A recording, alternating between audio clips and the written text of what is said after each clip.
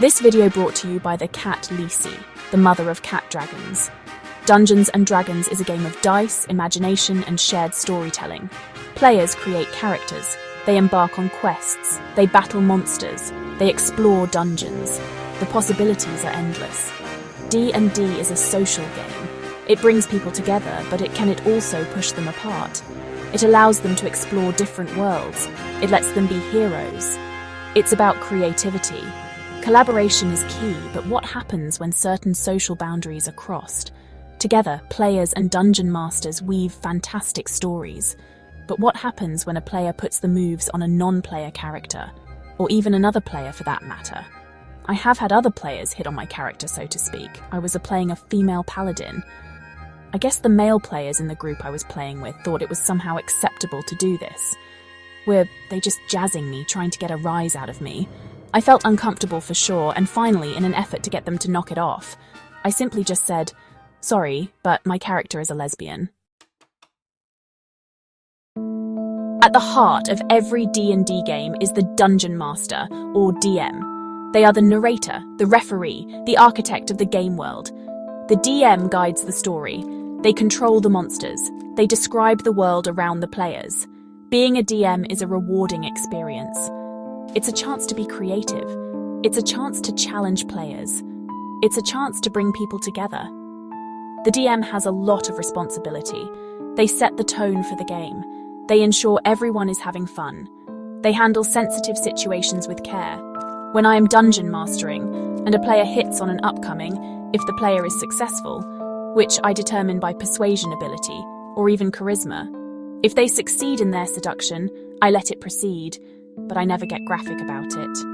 I simply say something like, "The person accompanies you to your room and now you're busy for the rest of the night." Then I turn my attention to the other players.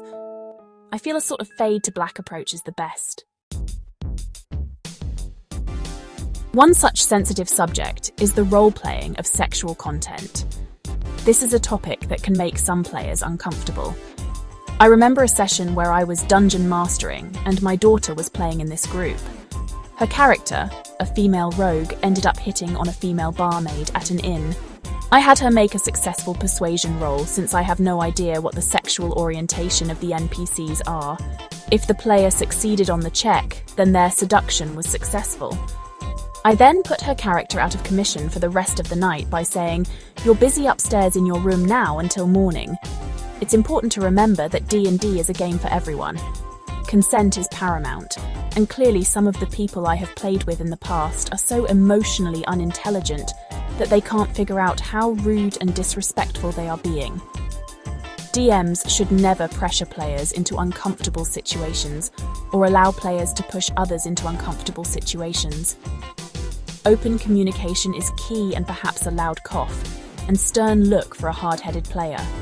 Before the game, discuss boundaries. Make sure everyone feels safe about the rules. Let them know how you handle adult content in Session 0. And on a side note, I also like to tell my players that I strongly frown on PvP without really good cause. Remember, D&D is about storytelling. It's about imagination. It's about having fun with friends. It's not about simulating real-life situations that make people uncomfortable.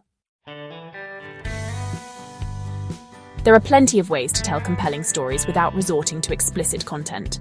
Focus on adventure. Focus on character development.